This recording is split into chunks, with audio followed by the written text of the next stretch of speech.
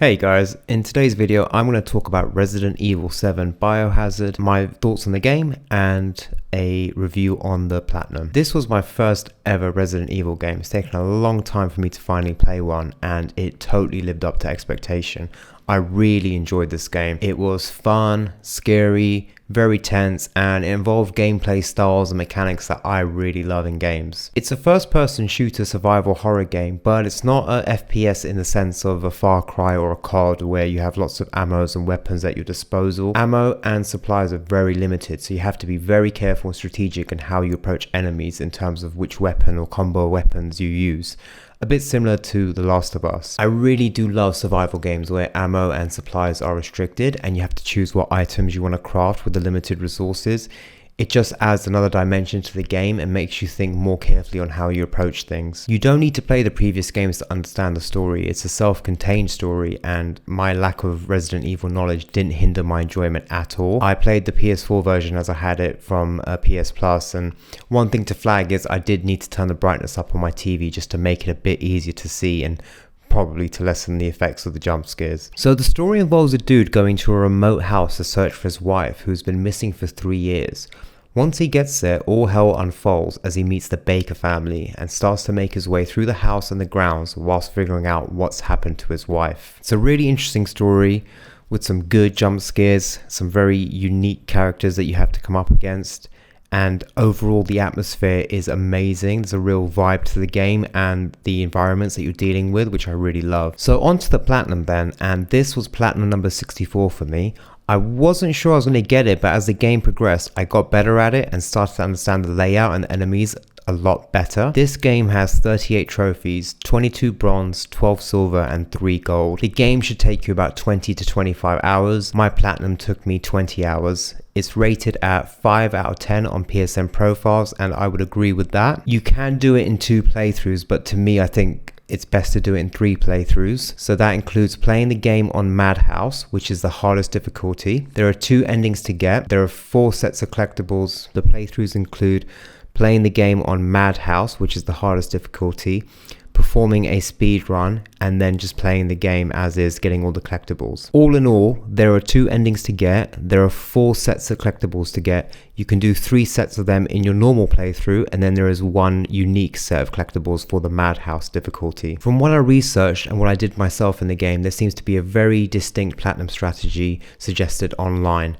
Play on normal first whilst getting all the collectibles that you can and cleaning up miscellaneous trophies. Play the second run on easy, performing the speed run. Both these playthroughs will then unlock multiple helpful items which you will need for the 3rd playthrough on Madhouse difficulty. So to begin with, you want to start on normal and play through the entire game while getting all collectibles you can in normal difficulty.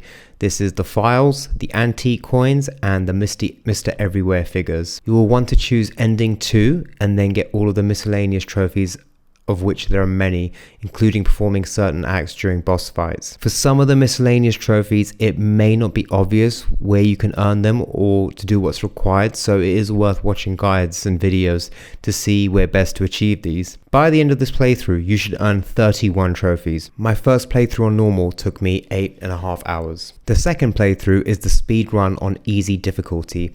You have to beat the game in 4 hours or less.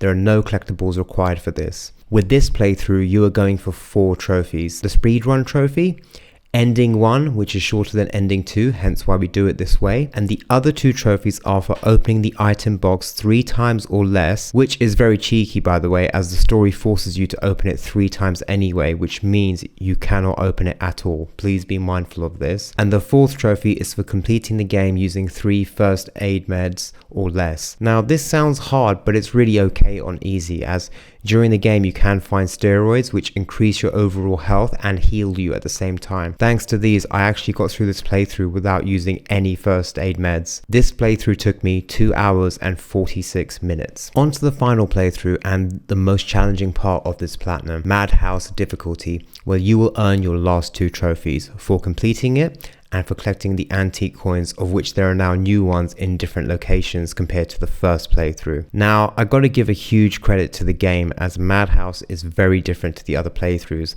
There are different enemy placements. The boss battles are also different. You get items at different points in the story. Ammo is more limited, and now you cannot save whenever you want. You have to find cassette tapes and use them to save, so you have to be very strategic about this. I found it really fun and it made me love the game even more. So here is my advice for the Madhouse run through. So if you follow this platinum guide, due to your other playthroughs, you would have earned multiple items that you must keep on you at all times. The X-ray glasses to see all items you can pick up, the circular saw, and the 2 defense items. The circular saw is awesome and I use this on nearly every enemy.